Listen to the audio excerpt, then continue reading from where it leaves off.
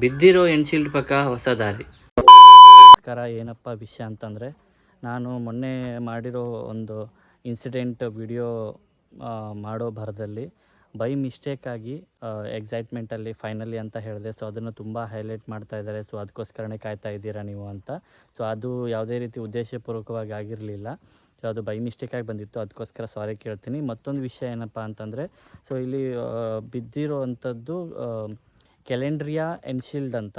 ಅದಕ್ಕೆ ನಾನು steam generator ಅಂತ ಹೇಳಿದ್ದೀನಿ. ಸೊ ಅದು ಸ್ಟೀಮ್ ಜನ್ರೇಟರ್ ಅಲ್ಲ, ಕ್ಯಾಲೆಂಡ್ರಿಯಾ ಎನ್ಶೀಲ್ಡ್ ಅಂತ. ಸೊ ಅದು ಕೈಗಾ 5 and 6ಗೆ ಬರ್ತಾಯಿತ್ತು.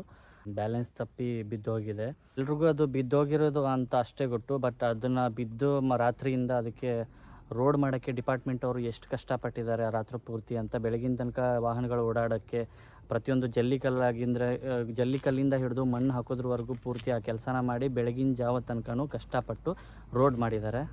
ಯಾವುದೇ ರೀತಿ ಟ್ರಾಫಿಕ್ ಜಾಮು ಇಲ್ಲ, ಯಾವ ಸಂಚಾರ ಸ್ಥಗಿತನೂ ಆಗಿಲ್ಲ. ಸೊ ಎಲ್ಲ ವಾಹನಗಳು ಚಲಿಸ್ತಾ ಇದೆ. ಒಂದು ಸೈಡಿಂದ ಕೊಟ್ಟಿದ್ದಾರೆ ಜಾಗ.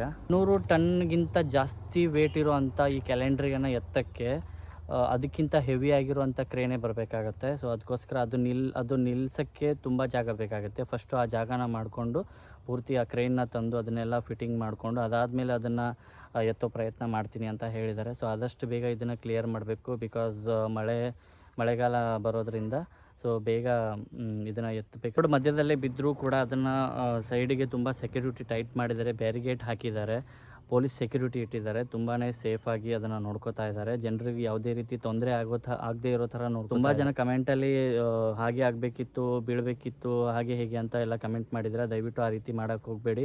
3 ತಿಂಗಳಿಂದ ಅದನ್ನು ತೊಗೊಂಬಂದಿರೋ ವ್ಯಕ್ತಿಗೆ ಗೊತ್ತು ಅದಕ್ಕೆ ಎಷ್ಟು ಕಷ್ಟಪಟ್ಟಿದ್ದಾನೆ ಅದನ್ನು ತೊಗೊಂಬರೋಕ್ಕೆ ಅಂತ.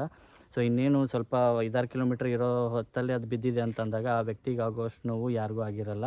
ಸೊ ಯಾರೂ ಕೂಡ ಡ್ರೈವರ್ಗಳಿಗೆ ತುಂಬ ಕಮೆಂಟಲ್ಲಿ ತುಂಬ ಬೈತಾ ಇದ್ರಿ ನೀವು ಲಾಸ್ಟ್ ವೀಡಿಯೋದಲ್ಲಿ. ದಯವಿಟ್ಟು ಅವ್ರಿಗೆ ಯಾರಿಗೂ ಬೈಯೋಕ್ಕೆ ಹೋಗಬೇಡಿ, ಎಲ್ಲರಿಗೂ ರೆಸ್ಪೆಕ್ಟ್ ಕೊಡಿ ಅಂತ ಹೇಳ್ತಾ ಈ ವಿಡಿಯೋನ ಇಲ್ಲಿಗೆ ಎಂಡ್ ಮಾಡ್ತಾ